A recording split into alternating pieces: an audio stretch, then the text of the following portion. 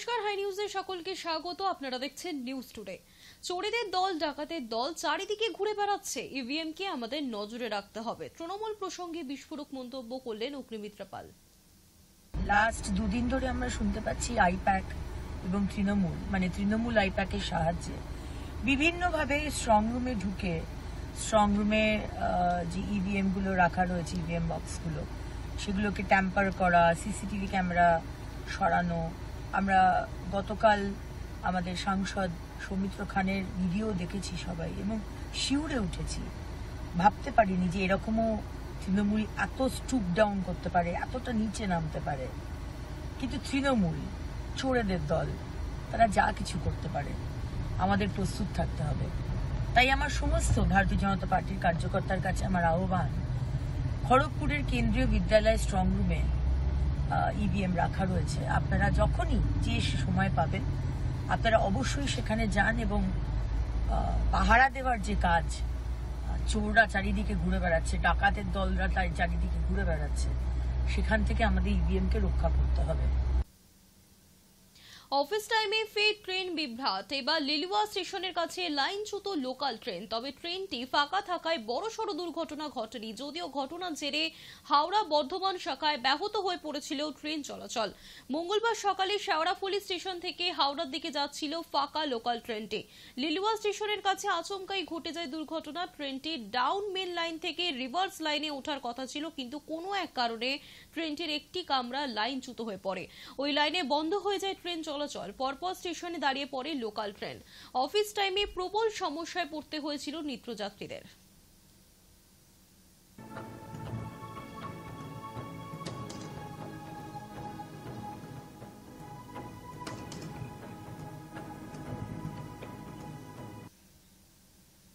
আগামী শনিবার সপ্তম দফায় নির্বাচন রয়েছে। তার আগেই সোমবার খাস কলকাতায় গাঙ্গুলি বাগান এলাকায় গভীর রাতে তৃণমূল আশ্রিত দুষ্কৃতীদের হাতে আক্রান্ত হল বাম সমর্থক। ঘটনাকে কেন্দ্র করে প্রবল উত্তেজনা ছড়িয়ে পড়েছে এলাকায়। যাদবপুরের বাম প্রার্থী সৃজন ভট্টাচার্য নিজে এক অভিযুক্তকে তুলে দিয়েছেন পুলিশের হাতে। জানা যাচ্ছে, সোমবার রাতে এক বাম কর্মী পার্টি অফিস থেকে বেরিয়ে খাবার কিনতে যাচ্ছিলেন। অভিযোগ, সেই সময় গাঙ্গুলি বাগান এলাকায় তার পথ আটকায় তৃণমূল আশ্রিত দুষ্কৃতীরা। ওই বাম কর্মীকে এজেন্ট হিসেবে বুথে বসতে বারণ করে বলে দাবি। তা শুনতে রাজি না হওয়ায় বাক বিতণ্ডায় জড়িয়ে পড়েন। অভিযোগ, সেই সময় ওই বাম কর্মীকে মারধর করা হয়। আহত অবস্থায় তাকে তড়িঘড়ি নিয়ে যাওয়া হয় বাঘা যতীন স্টেট জেনারেল হাসপাতালে। ঘটনায় দুজন অভিযুক্তকে গ্রেফতার করেছে পুলিশ।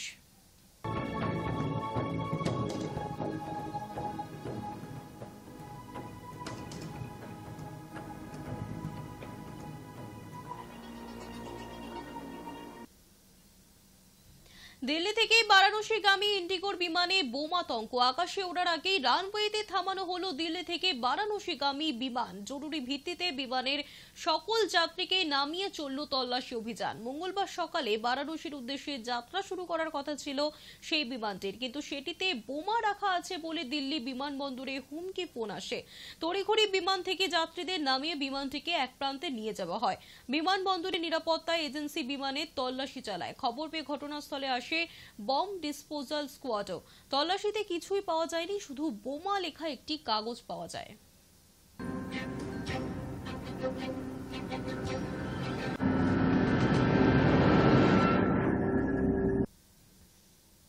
চিকিৎসার গাফিলতিতে শিশু কন্যার মৃত্যুর অভিযোগ। 1 মাসের শিশু কন্যার মৃত্যুর অভিযোগ দক্ষিণ 24 পরগনার সাগর ব্লক হাসপাতালে। শ্বাসকষ্ট হওয়ায় সোমবার সাগর ব্লক হাসপাতালে নিয়ে যাওয়া হয়েছিল ওই শিশু কন্যাকে। পরিবারের অভিযোগ, সেই সময় হাসপাতালে কোনো চিকিৎসক ছিলেন না।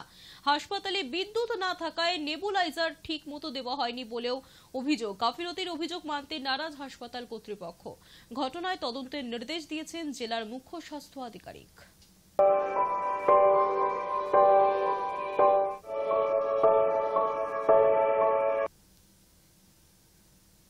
তিন দিন ধরে বিদ্যুৎ বিচ্ছিন্ন নদিয়া সীমান্তবর্তী বানপুর প্রাথমিক স্বাস্থ্য কেন্দ্রে। সীমান্তবর্তী এই হাসপাতালের ওপর নির্ভরশীল এলাকার সাধারণ মানুষ থেকে শুরু করে সীমান্তে প্রহরারত বিএসএফ এর কর্মীরাও। সেখানে হাসপাতালে নেই 3 দিন ধরে বিদ্যুৎ, আর যার ফলে জরুরি পরিষেবা থেকে বঞ্চিত হচ্ছেন রোগীরা। অসুস্থদের 10 থেকে 12 কিলোমিটার দূরে কৃষ্ণগঞ্জ গ্রামীণ হাসপাতালে যেতে হচ্ছে চিকিৎসার জন্য। হাসপাতাল কর্তৃপক্ষ বিদ্যুৎ দফতরকে বারংবার জানানোর পরও কোনো সুরাহা হয়নি বলে অভিযোগ।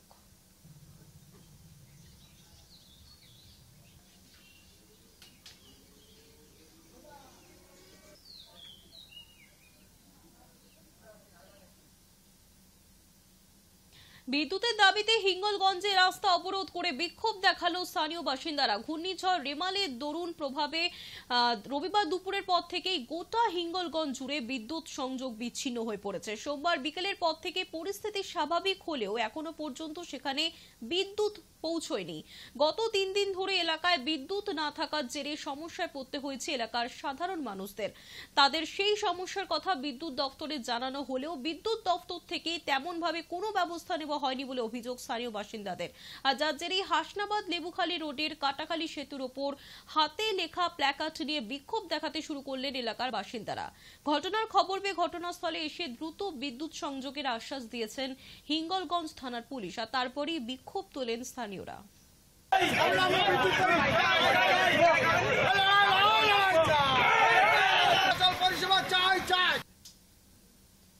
অজ্ঞাত পরিচয় এক ব্যক্তির রক্তাক্ত মৃতদেহ উদ্ধার ঘিরে চাঞ্চল্য। গোঘাট 1 নম্বর ব্লকের বালিয়াড়ি অঞ্চলের দিকরা গাজর অঞ্চল এলাকার ঘটনা। মঙ্গলবার সকালে স্থানীয়রা মৃতদেহটি দেখতে পেয়ে গোঘাট থানায় খবর দেন এবং ওই ব্যক্তি এলাকার কেউ নন বলে জানান স্থানীয় বাসিন্দারা। পুলিশ মৃতদেহটি উদ্ধার করে ময়নাতদন্তের জন্য আরামবাগ মেডিকেল কলেজ হাসপাতালে পাঠিয়েছে।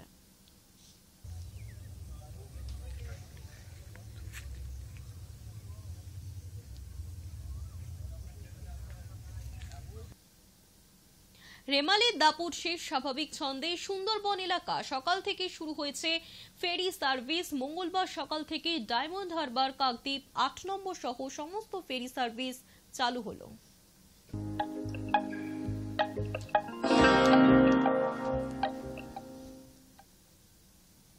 নিউজ টুডে এখনকার মতো এই পর্যন্তই। দেখতে থাকুন হাই নিউজ নির্ভীক নিরপেক্ষ।